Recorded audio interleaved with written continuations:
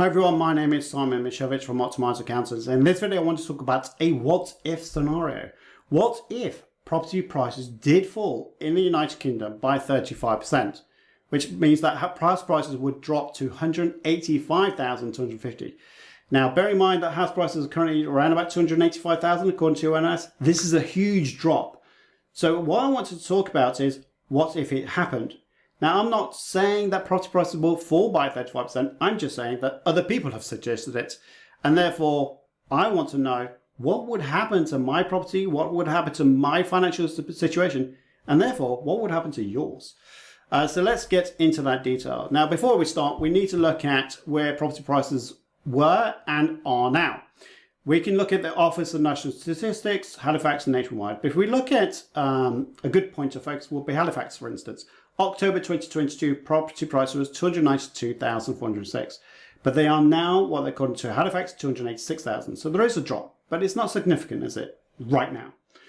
Nationwide, 268,000 in October, now 260,000 in May 2023. Again, not significant enough to call it a calamity, a collapse, or whatever. But that's only in the last 6-7 months, okay? So inevitably, there could be huge changes coming our way. This is good note where we talk about recessions. Recessions show where property prices have dropped. There is one in particular I'm going to be focusing on today, which is the 1990-1991 financial crisis when interest rates were high. The reason why I'm choosing that one is because that is a similar situation we now face ourselves in. Let me tell you why. This is the Bank of England base rate between 1979 and 2017. But what I've done is just highlighted the key areas. 1989, 1990, look at those interest rates. 14.875% in 1989. In 1990, it was 13.875%. Wow, that is crazy. I mean, if we're thinking that interest rates are high here now, which is, let's be fair, 5.25% is what the prediction it could go up to, right? It's 4.5% now, but could it get up to 5.25, which is similar to the US? That's still quite low compared to these numbers, right? So is it even remotely the same? Yes and no. No, because interest rates are nowhere near those levels. Could it get to that level? I can't imagine it would. I think inflation would be controlled by that time. Inflation is down to 8.7% or something like that. So I can't see it having to go to 14% to stem inflation, which is what they want to try and focus on. But we are talking about a different time era. Back then, we were talking about debt on homes and homes alone. Now we're talking about home mortgages and short-term debt. And short-term debt interest will be similar numbers to what we're seeing here. When you look at credit cards, you're looking at loans, they could well be getting up to those levels. So it's different in terms of interest rates from Bank of England rate, but actually the interest that people are paying, it maybe not be that dissimilar for what we're seeing compared to in 1990s. All right, so what's the property price fell? This is the graph that shows you between January 1989 and January 1992. What happened? Well, you can see that property price went up and then back down again. But this is the real crux of it. I wanted to really hone into an area. So I took January 1989 and I went all the way to January 1992, where it flatlined towards this 0%. But what you'll notice there, it has this 30% indicator, but it fell below the 0% around about July 1990. It fell below in April 1990, of course, but July 1990 is where it was worst. You could argue, actually, we're seeing a 35% drop. Coincidence? Maybe. But that's what people on YouTube and websites are saying, that property price could drop by 35%. The fact that it's happened before could mean that we could see it yet again.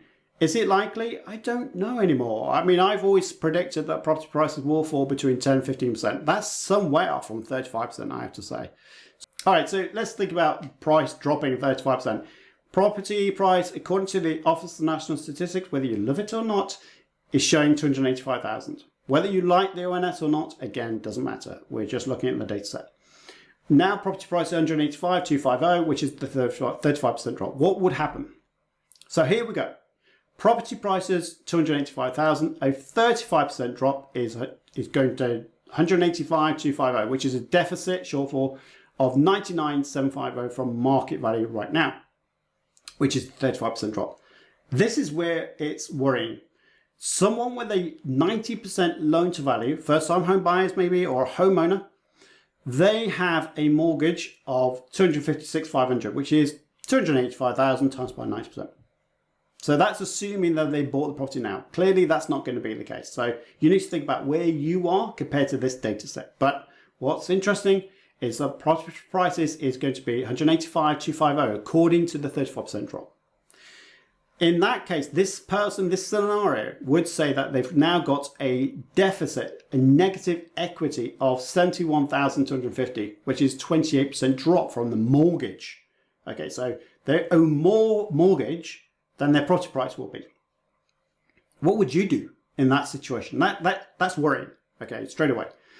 Landlords, well, they've got a different scenario. They normally put in a 75% loan to value, which is 213,750, which is the 285 times by 75%.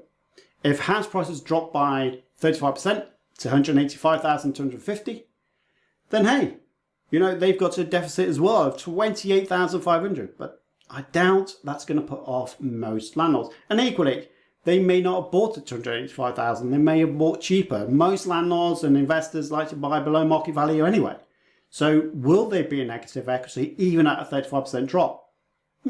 Not so sure right now. So with that in mind, homeowners are the ones that may have a significant issue here. What do you do when you're in such negative equity? What would you do? What would you do? Please drop in your comments, thoughts below. Pause this video, just have a think about it, drop your thoughts, and I will certainly be engaging with this one to see what people are saying. But what could you do? Okay, you could keep on going. Nothing's to stop you from keeping that house. Just because it's dropped in value doesn't mean you have to sell it. You could keep it, knowing full well that house prices will inevitably increase over the next 15-20 years. Okay, that is the normal condition. I'm not saying it's doubling anymore. I'm definitely not saying that. But could it recover? Yeah, absolutely. So you could keep on going. Alternatively, you could give up your home, which is a big decision to make. If you give the keys back to your bank and say, hey, the property is yours, I don't want anything to do with this, I'm walking away. There are consequences, and I'll tell you about those later on. Bank repossessions. If you can't afford your mortgage payments, they could take the property off you. If they make a decision to say, hey, the property price has gone down, and we want you to now put money into the bank to pay for the deficit versus the mortgage, you may not be able to do that. So that could mean you might have to sell the property anyway or give the property back to the bank. But equally, a lot could happen. What would you do? Please do share your thoughts and comments with me. This is just some headlines that I've stolen from the media, which shows 10,000 people in the dole. This is 1990, joined the dole line. Job centres, no jobs, but lots of applications. British Rail axes 5,000 jobs, closing down, everything must go in shops. It's a horrendous mess, I have to say. Now, economic fallout. I'm just going to go from left to right here. Credit rating destruction. Credit rating destruction as in, if you give up your keys and say to the bank, I don't want the property. You are destroying your credit rating. That means you won't be able to get loans or mortgages for a long, long time. Both Equifax and Experian keep that record of saying you defaulted on your mortgage, you defaulted on your debts, you are not credit worthy. So you are going to have to rent properties. That's a big ask. Or buy a property outright in cash, but it's unlikely you're going to have that luxury. Redundancies en masse. If we're talking about property prices going down by 35%, something must have changed. House prices would not just fall by 35% on their own. What's going to require is redundancies, a recession. A recession means that there's going to be employment deficits, which means people will lose their jobs. Redundancies en masse. That means people won't have money. They'll be out of work. They may not be able to afford the mortgage payments and have to dump the property anyway. What will they do then? There's going to be lots of things going wrong. Poverty, destitution, that is inevitable. People do not know how to save as much as they used to. People have spent up to the wage earnings and don't know how to have some savings. We're seeing that when such as short-term debts are now increasing because people don't know how to budget. They know how to dip in because the cost of living is increasing. So debts, short-term debts are increasing as well. Therefore, people will lose their homes because they can't even afford to pay these short-term debts, credit cards, loans, etc. Increased crime. If we get into a financial meltdown, which 35% property prices will be, I'm sorry to be a bearer of bad news here, but I'm not one of these people who wants property prices to go there to make a quick buck. There are certain millionaires that are waiting for this opportunity. I'm not one of them because I know the financial impact of around the world, not just the UK, will be felt through crime. We're talking about burglaries, we're talking about people being pickpocketed, we're talking about car theft, everything can go wrong here. And then finally, you've got political and civil unrest. You know, people won't stand for this. There'll be riots in the streets like there were in the 1970s. People have no money, they've got more time on their hands, there'll be more frustration around. The sharing houses with other people, that's not going to go too well. There's just not going to be a good scenario with this 35% drop. Wow. If you're not tired before, you certainly will be now. So what do you think will happen if property prices drop by 35%? Please share your thoughts. I want to help as many people as I can. So if you are struggling or you've run out of ideas of what to do in your situation, please drop a comment and I will try and help you in some way. I don't even know what that looks like, but I know that doomsday could be around the corner if property prices even drop by 20, 25%. 35% is going to be chaos. I want to help you before that happens so we can proactively do something about it.